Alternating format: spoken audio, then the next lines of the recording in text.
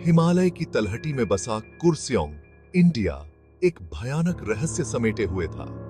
Tau हिल, एक ऐसा नाम जो डर और घबराहट से लिया जाता है। एनी, एक पैरानॉर्मल इन्वेस्टिगेटर, को इंडियन गर्मी के बावजूद ठंड लग रही थी। वो हजारों मील दूर से कहानियों से खींची चली आई थी। स्थानीय लोग एक भूतिया स्कूल के किस्से सुनाते थे, एक ऐसी सड़क जहां कई मौतें हुई थीं और जंगल में छिपी एक बुरी आत्मा की बात करते थे। एनी सच्चाई जानना चाहती थी, वो सबूत चाहती थी, उस पैरानॉर्मल एक्टिविटी का प्रमाण जो डाउ हिल को परेशान करती थी। हुस्न नजाजा बाजार और जीवंत रंग उन भयानक कहानियों से टकराते थे जो उसने इकट्ठा की थी। स्थानीय लोगों ने एक जवान लड़के के बारे में बताया जो सड़क पर भटकता था। उसकी हंसी आधी रात को गूंजती थी। दूसरों ने एक हेडलेस फिगर की कहानियां सुनाई, एक ऐसी औरत जो जंगल में घूमती रहती है, कुछ खोई हुई चीज ढूंढती हुई। जैसे जैसे शाम ढलती थी, शहर पर एक अजीब सी बेचैनी छा जाती थी। डाउ हिल की विशाल उपस्थिति से परछाइयां लंबी और खतरनाक होती जा रही थीं। एनी ने अपनी रीढ़ की हड्डी में एक सिहरन महसूस की जो एक्साइटमेंट और डर का मिश्रण थी। उस भूतिया जगह का केंद्र उसके सामने था। रात हो गई, हवा भारी हो गई, गीली धरती और अनजान खतरों की गंध से भर गई। एनी डेथ रोड के नीचे खड़ी थी, जो अंधेरे और स्थानीय किंवदंती में डूबा हुआ रास्ता था। उसके दिमाग में कहानियां घूम रही थीं, दुर्घटनाएं, आत्महत्याएं और अस्पष्टीकृत मौतें। स्थानीय लोग अंधेरा होने के बाद इस सड़क से बचते थे। हालांकि एनी ने अपनी भयानक खामोशी की ओर एक अजीब सी खिंचाव महसूस किया। क्या आपको यकीन है? राज, उसका लोकल गाइड, ने पूछा। उसकी आवाज एप्रीहेंशन से भरी हुई थी। एनी ने हामी भरी। उसका ग्रिप उसके कैमरा रिग पर कड़क हो गया। यहीं पर एक्टिविटी सबसे ज्यादा है, उसने कहा। उसकी आवाज रस्लिंग लीव्स से मुश्किल से ऊपर थी। वो एस्फॉल्ट पर कदम रखा, हर फुटफॉल खामोशी में गूंज रहा था। एनी की फ्लैशलाइट की बीम पेड़ों पर नाच रही थी। उनकी मुड़ी हुई शाखाएं पंजों जैसी लग रही थीं।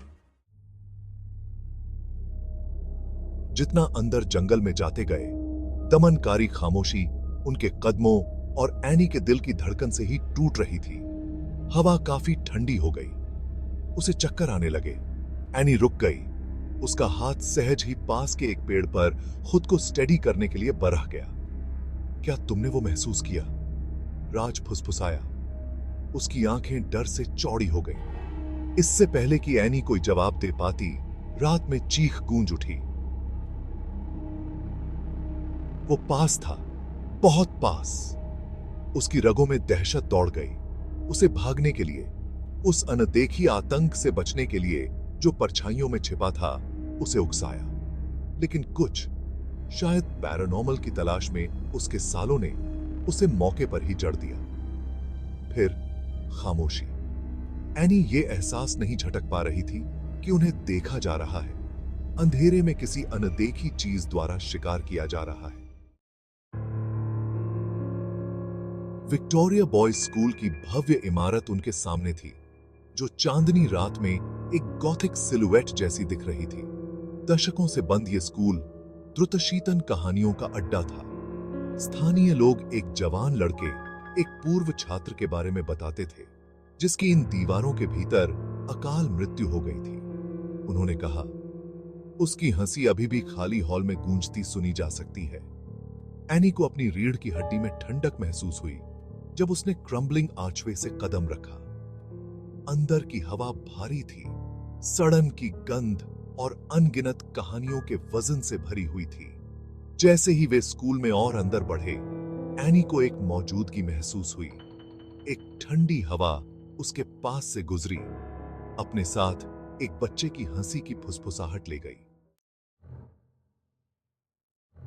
दालान में हंसी गूंज उठी और तेज होती गई और करीब आती गई। एनी का दिल उसकी छाती में तेजी से धड़क रहा था, खामोशी के खिलाफ एक ढोल की थाप की तरह। उसने अपना कैमरा उठाया। उसकी उंगली रिकॉर्ड बटन पर मंडरा रही थी। हवा ठंडी हो गई, एक बोन चिलिंग ठंड जो उसके अंदर तक रिस गई। तभी उसने उसे देखा। 10 साल से ज्यादा उम्र का नहीं, एक जवान लड़का दालान के अंत में प्रकट हुआ।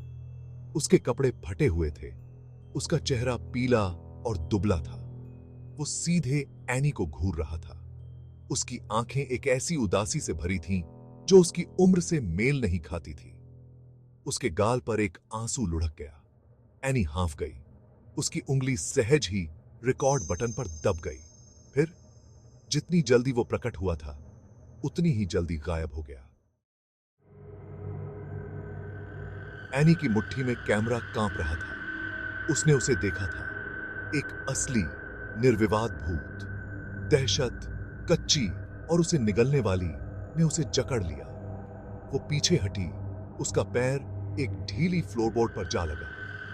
आवाज खामोश हॉल में गूंज उठी, उसके डर को और बढ़ा दिया। हमें जाना चाहिए, अभी! वो चिल्लाई। उसकी आवाज दहशत से भरी हुई थी।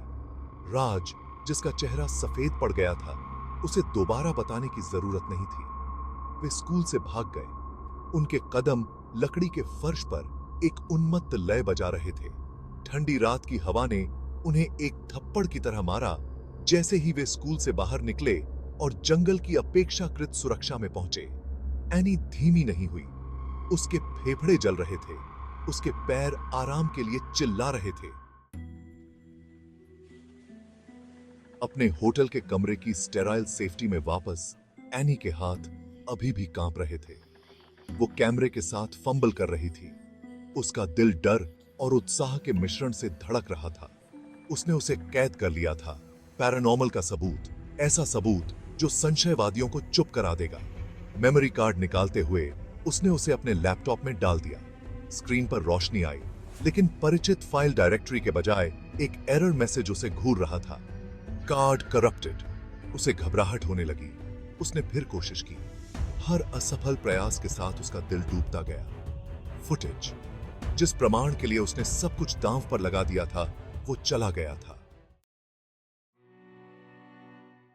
अगली सुबह एनी अपने लैपटॉप पर झुकी हुई बैठी थी। पिछली रात की घटनाएं उसके दिमाग में घूम रही थीं। उसे अपनी कहानी शेयर करनी थी। दुनिया को वो बताना था जो उसने देखा था। लेकिन वो कैसे कर सकती थी जब उसे जिस प्रमाण की जरूरत थी वो गायब हो गया था। एक गहरी सांस लेते हुए उसने टाइप करना शुरू कर दिया, अपने अनुभव को विशद रूप से बताते हुए। उसने दमनकारी माहौल, द्रुतशीतन हंसी, जवान लड़के के भूतिया एपरेशन का वर्णन किया। उसने अपनी कहानी अपने ब्लॉग पर, सोशल मीडिया पर पोस्ट की। उसके शब्द किसी के विश्वास करने की एक हताश याचना थी। प्रतिक्रिया तुरंत आई। टिप्पणियों की एक बाढ़ उसके इनबॉक्स में आ गई। कुछ सहायक थे। फेलो पैरानॉर्मल एंथुसियास्ट्स अपने अनुभव शेयर करने के लिए उत्सुक थे। दूसरों को संदेह था। उसकी कहानी को एक झूठ बताकर खारिज कर दिया। दिन हफ्तों में बदल गए और फिर भी एनी अपने अनुभव का कोई मतलब निकालने के लिए संघर्ष कर रही थी। सबूतों की कमी ने उसे परेशान कर दिया। उन शंकाओं को हवा दी जो उसके मन के पीछे फुसफुसाती थीं। क्या वो अपनी ही ओवर एक्टिव कल्पना का शिकार हो गई थी, या गायब फुटेज के पीछे कोई और भयावह व्याख्या थी? उसने घंटों डाउ हिल पर रिसर्च करने में बिताए। ऐतिहासिक रिकॉर्ड, स्थानीय किंवदंतियों और प्रत्यक्षदर्शी खातों को खंगाला। वो जितना ज्यादा सीखती गई, उतना ही उसे यकीन होता गया कि उस जगह पर वाकई कुछ काला जादू था। लेकिन वो क्या था, और उसने खुद को उसे क्यों दिखाया था? केवल अपने अस्तित्व का प्रमाण छीनने के लिए। सवाल अनुत्तरित रहे, एक निरंतर याद दिलाते थे उस रहस्य के जो उसे परेशान करता रहा। एनी जानती थी कि वो इसे ऐसे नहीं छोड़ सकती। डाउ हिल के अनुभव ने उसे बदल दिया था। उसकी आत्मा के अंदर कुछ जगा दिया था। उसे वापस जाना था, अपने डर का सामना करना था, उन जवाबों को ढूंढना था जो उससे बचते थे।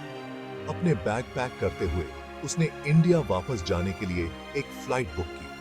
इस बार वो तैयार थी। उसने अपने उपकरणों को अपग्रेड किया, कई बैकअप वाले कैमरों में निवेश किया जो उसे आवश्यक साक्ष्य कैप्चर करने के लिए दृढ़ थे। और भी महत्वपूर्ण बात यह है कि उसने अपने संकल्प को मजबूत किया, आगे आने वाली चुनौतियों के लिए खुद को तैयार किया। जैसे ही उसके विमान ने इंडिया में टच डाउन किया, उसकी रीढ़ की हड्डी में एक जानी पहचानी सिहरन दौड़ गई। डाउ हिल इंतजार कर रहा था, उसके रहस्य इशारा कर रहे थे। इस बार एनी तैयार थी।